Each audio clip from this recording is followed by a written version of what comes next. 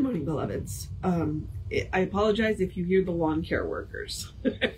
So, we are moving into part 2 of the Science of Mind text. This is the spiritual mind healing, and it says first division, ideation, and it says the recognition of the power and the thought and purpose back of mind healing. So we are starting on chapter 8. It's going to take at least 2 days to get through chapter 8, which is why I said part 1 on this one, because, I know. But the chapter 8 is the power of thought. And we are starting, this first section is called Spiritual Mind Healing. It has taken humanity thousands of years to learn that it has the power to control its own destiny.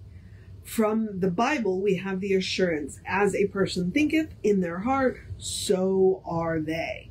The old Greek philosophers understood something of the meaning of thought. What we expect, said Aristotle, that we find. What we wish, said Demosthenes, that we believe. And Shakespeare is accredited with the saying, there is nothing either good or bad, but thinking makes it so. So it is one thing to know a principle, another to apply it. The modern commercial world accepts the slogan,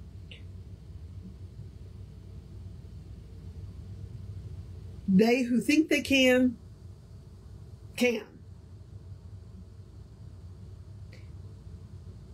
They who think they can.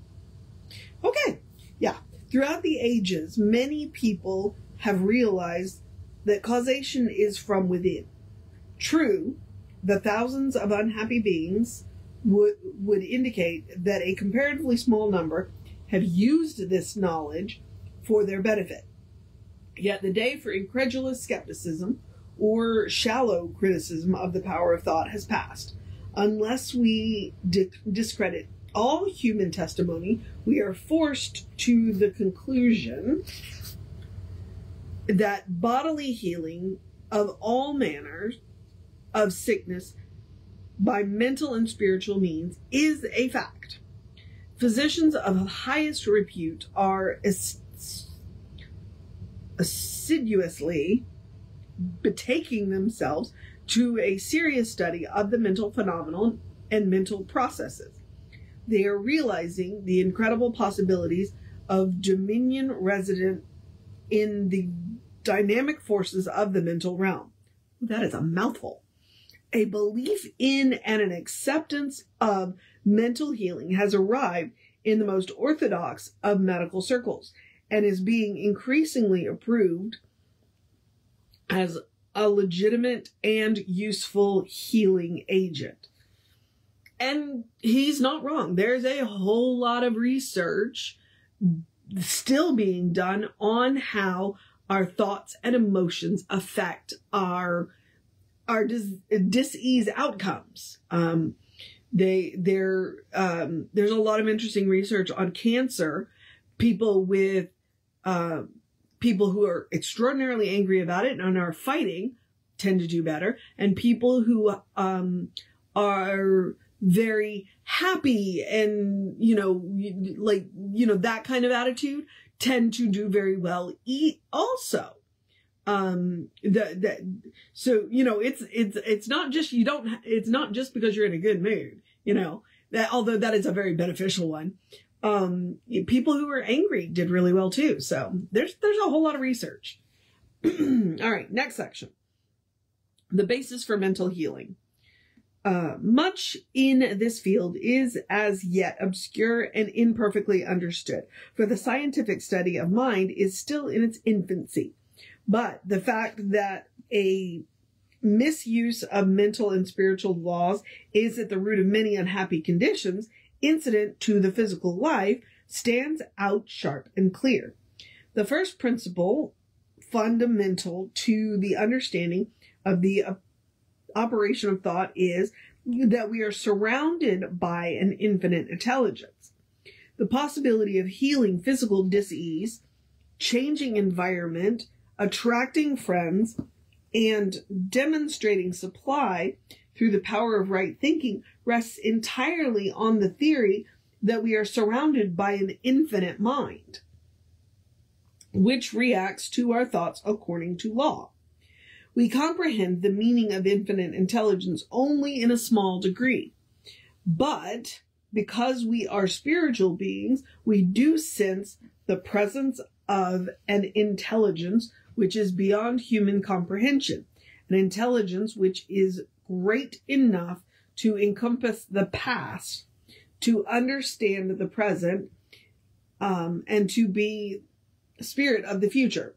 It is the cause of everything that has been and is, that out of which must unfold everything that is.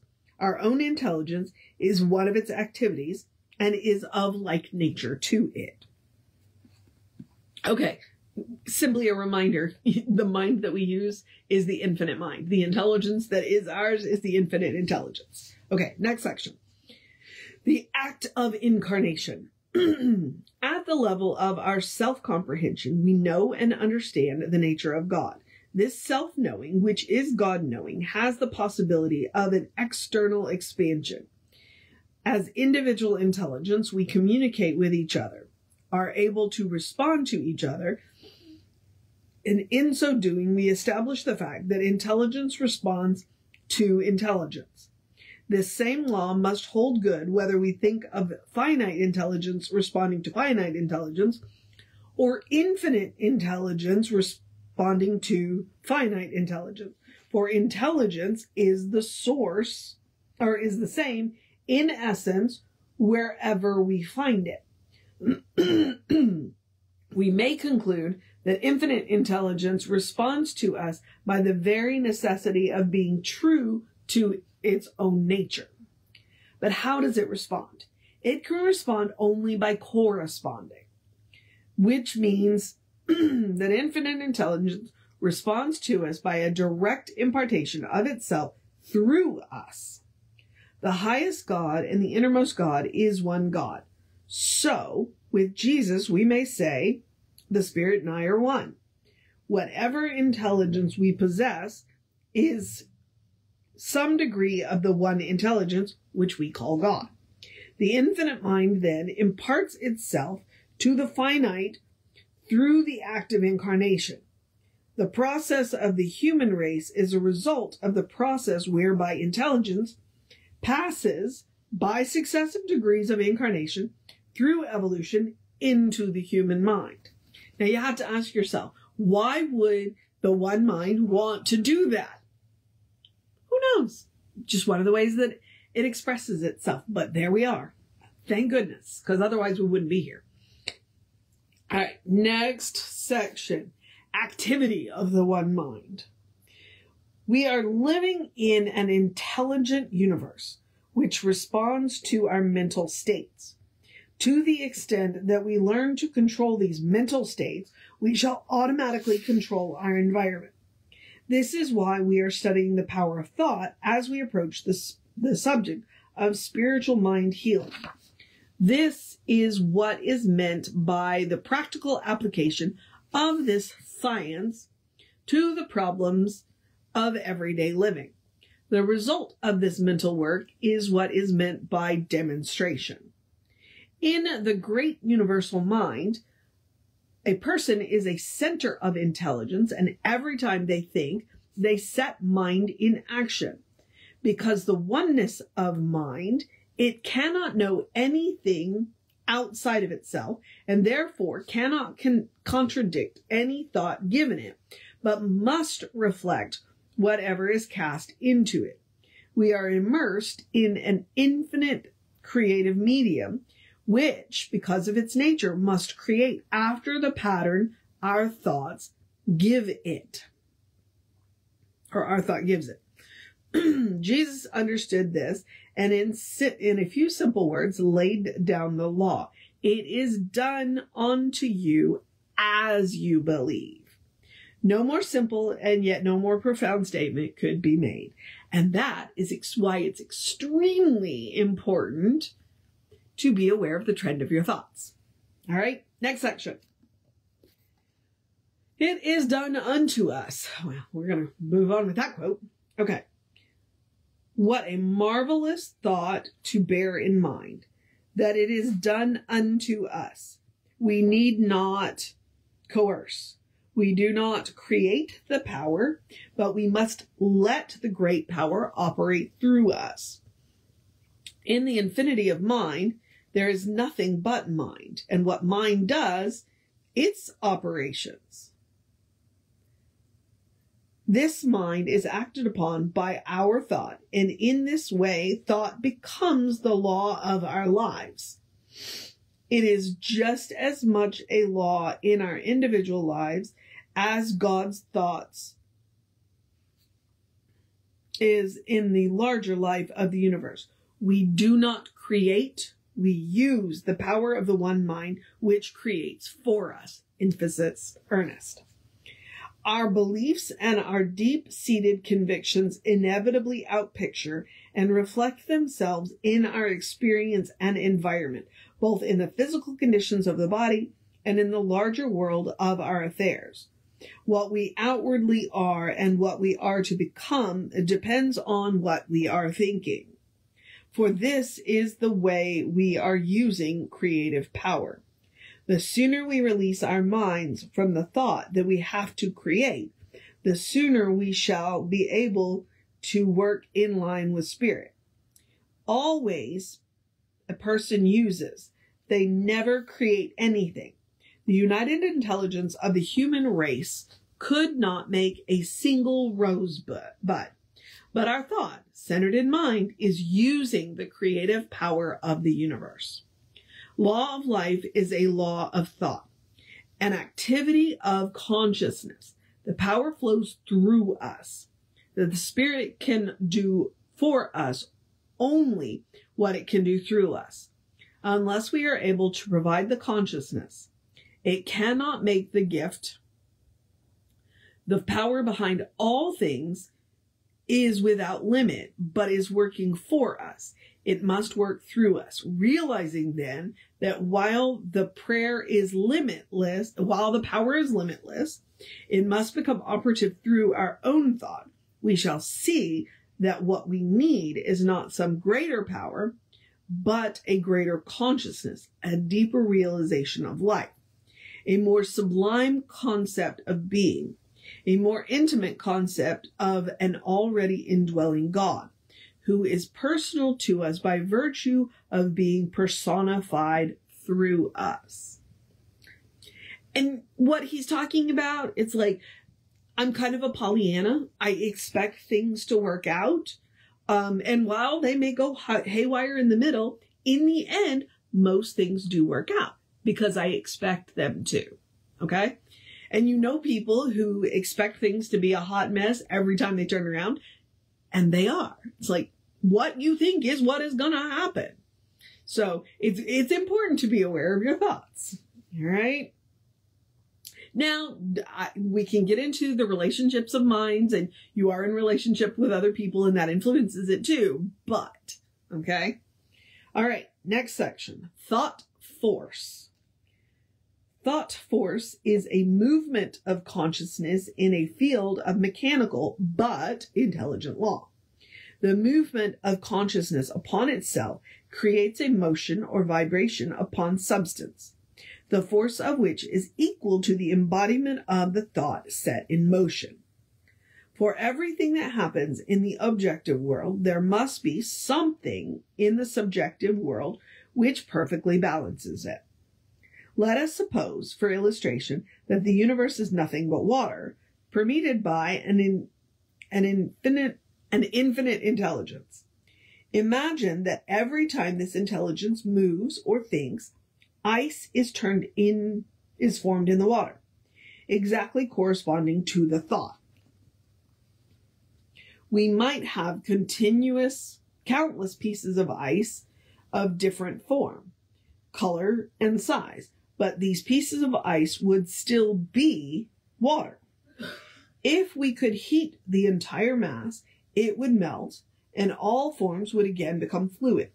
Nothing would have changed except form. The physical universe is spirit in form.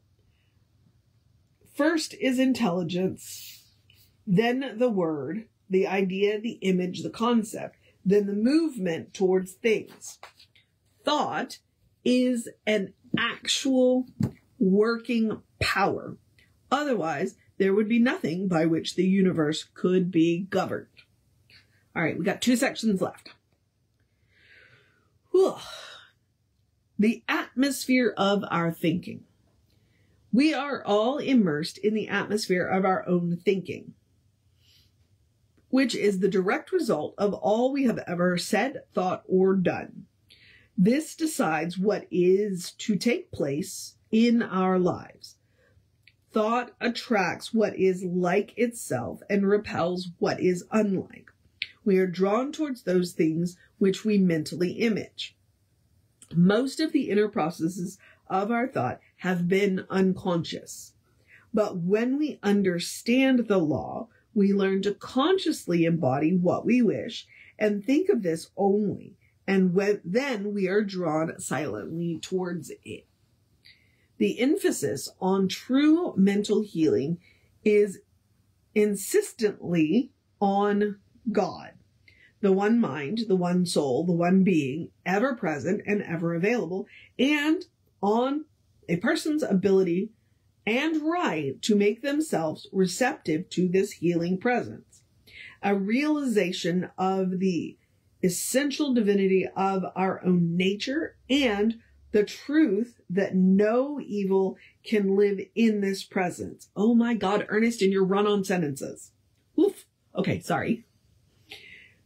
We must unify ourselves with the great whole.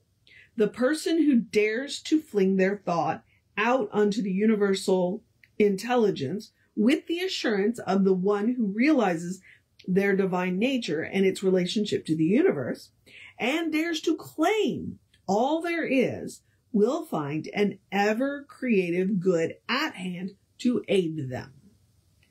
God will honor their request. To the soul that knows its own divinity, all else must gravitate. Let us then enlarge our thought processes and dare to think in universal terms. Let us dare to believe that every constructive word is invincible. In other words, stop playing small. You are part of the one. The one power in the entire universe flows through you. Stop playing small. All right, last section, and then we're going to finish, then we'll finish the rest of this chapter tomorrow. All right. Inducing thought. That which thought has done, thought can undo. Lifelong habits of wrong thinking can be consciously and deliberately neutralized, and an entirely new order of mental and emotional reaction established in mind. Merely to abstain from wrong thinking is not enough. There must be an active right thinking. We must become actively constructive and happy in our thinking, not merely passively so. New and wholesome ideas of life, vitality, and hope must be accepted and incorporated into the substratum of our mental life, so that a more wholesome externalization may manifest in our bodily condition and environment. Since we must all begin right where we are, most of us will be compelled to begin our healing work with a mechanical process. We should take the highest thought we have and attempt to enlarge on this consciousness until it embraces a more vital concept of reality. Consciousness in this sense means an inner embodiment of ideas. If one wishes to demonstrate prosperity, they must first have a consciousness of prosperity. If they wish health, they must embody the idea of health. This is more than faith. It is the knowledge that we are dealing with law. While a certain consciousness may be mechanically induced, of course, the more spontaneity put into the mechanical word, the more powerful the word must have. Okay. Woo. All right. And So to this point, really honestly, you don't break habits. You replace habits. Basically, whatever it is that you don't want to be doing anymore, you put something else in its place. Same thing as what he's talking about here. If you're not happy with the thoughts you've been thinking, you've got to replace those thoughts. You can't just stop thinking those thoughts. Honestly, I don't know that that's possible for us to just stop thinking those thoughts. So when you find yourself thinking those thoughts, actually I had this conversation with my mom because she's a great worrier. And I said, would you like me to quote Albert Einstein to you? She looked at me, she said, sure. And I said, Albert Einstein says that worrying is a misuse of the imagination. So when you're worried about something, why not imagine things going right? That's what he's talking about here. Replace the thoughts with something better. All right. So what we are going to do is we are going to pick up tomorrow on the bottom of page 143 with choosing thought, and probably finish that chapter because the chapter is about 11 pages. So I figure we can finish it tomorrow.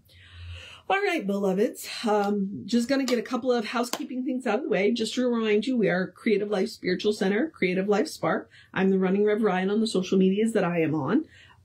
We encourage you to go like, subscribe, follow, comment, share, do all that kind of stuff. It's an easy way that you can support the center, and all it costs you is a click, and it bumps us in the algorithms. Okay.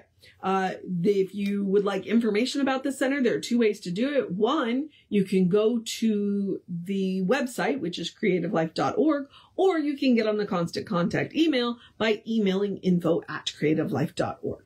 That, you get one email a week and the hot links are hot. All right. From there, I'm going to encourage you to have a great day, a wondrous day, a fantastic day, a magical day, an enchanted day, a wonderful day, an awesome day, an amazing day. I'm not off my rocker today. I'm going to get stuff done day. We've had a good start to the week day. It's a little warm out there, so dress comfortably day. Summer's on its way day. A good day, and if that is too much pressure, simply have a day. You are enough, just as you are. You are a beloved expression of the divine. You are a brilliant light, a divine spark. You are spirit in motion. You are God in action. Or, as Reverend Jesse likes to call us, you are a godling. All right? Explore the truth of your being. That's what we're doing here. We're exploring the truth of our being. We are getting to know who we are. And I can promise you one thing. The person that the divine knows you to be is good. Only promise I can make you. But I can make that promise. All right, beloveds. I'm going to remind you, Reverend David will be on around 5 p.m. with you. I'll be back with you around 9 a.m. Take care of yourself. Know that you are loved. And we will see you next time. Or I will see you next time. Here I am using the royal we. Of course, I have had the cat the whole day. So maybe we will see you tomorrow. I don't know. Foster's kind of... So, all right, beloveds. I really got to get going.